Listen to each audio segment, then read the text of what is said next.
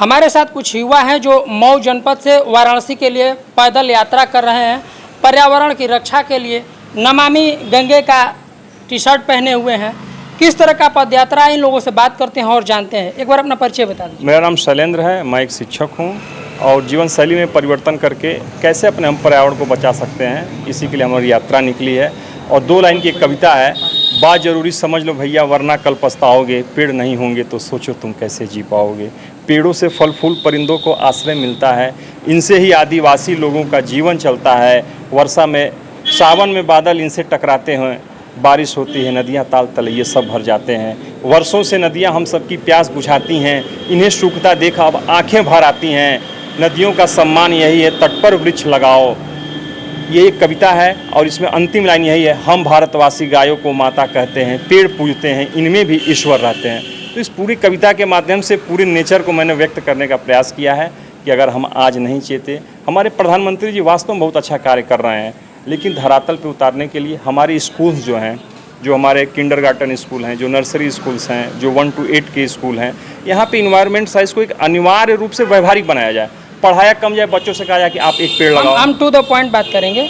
आप जब पैदल यात्रा लेकर निकले हैं, सरकार तमाम नमामि गंगे योजना चला रही है, पर्यावरण की रक्षा के लिए चला रही है, लेकिन आप लोगों को इसके लिए प्रेरित क्यों होना पड़ा, ऐसा क्यों करना पड़ा? सर, व्यवहारिकता में काम नहीं हो पा रहा है, इसमें प्रशासनिक अधिकारियों की बहुत ज़्यादा उदासीनता है।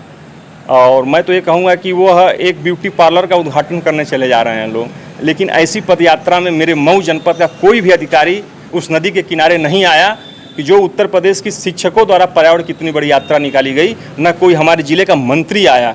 वो एक शोरूम का उद्घाटन करते हैं, एक ब्यूटी पार्लर का उद्घाटन करते हैं, कपड़े की दुकान का उद्घाटन करते हैं, लेकिन ऐसी जो भारत सरकार ये आज़ादी के अमृत महोत्सव पे जो योजना चल रही है, इसके 2 कदम वो पैदल चलने के लिए तैयार नहीं हुए, अपना मोबाइल बंद कर दिए। और कोई भी एक सिंगल प्रशासनिक अधिकारी मऊ जनपद की माँ तमसा मड़ैया घाट पे नहीं आया। मैं प्रधानमंत्री से कहता हूं कि ऐसे लोगों की उदासीनता के लिए आप कुछ न कुछ करें, नहीं तो हम जैसे लोगों का मनोबल टूट जाएगा। कुछ और युवा हैं, बात कर लेते हैं। ये सरकार तमाम योजनाएं चला रही हैं, लेकिन फिर भी आप लोग इसको पैदल रूट मार्च करके लोगों को प्रेरित कर रहे हैं, सरकार को जगाने का काम कर रहे हैं, ऐसा आखिर क्यों कर रहे हैं? अब चीज़ें सामने हैं, बातें तो बहुत हो रही हैं, कागजी कार्रवाई बहुत होती हैं, मगर धरातल पे स्थिति क्या है उस चीज़ को हम लोग अवगत कराने का मतलब एक प्रयास है कि सच में धरातल पे स्थिति उतनी ठीक नहीं है जितना कि सरकारें वहाँ से बजट बना रही है या जितनी भी सरकारी स्कीम योजनाएं लॉन्च कर रही है।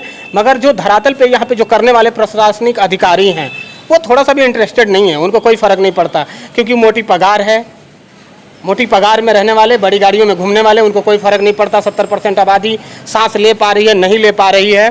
तो इस चीज़ को हम लोग इस पहल को लेके आगे बढ़े हैं कि सच में बड़ी समस्या है आने वाले दिनों में पर्यावरण, और इसको बचाना ही होगा। अगर जीवन बचाना है तो, समाज को बचाना है तो देखा आपने कि ये युवा हैं जो मऊ जनपद से वाराणसी के लिए पैदल यात्रा कर रहे हैं, गाजीपुर में पहुंचे हैं और गाजीपुर में जो स्थिति ये बयां कर रहे हैं, नमामि गंगे सरकार की बहुप्रतिष्ठित योजना है, पर्यावरण रक्षा के लिए हर साल पौधारोपण किया जाता है, लेकिन इसके बावजूद भी ये लोग इस तरह का अभियान चला रहे हैं। कारण ये है कि सरकार जो पौधा लगाने का रिकॉर्ड बनाती है उसमें से 10% पौधा भी जीवित नहीं है।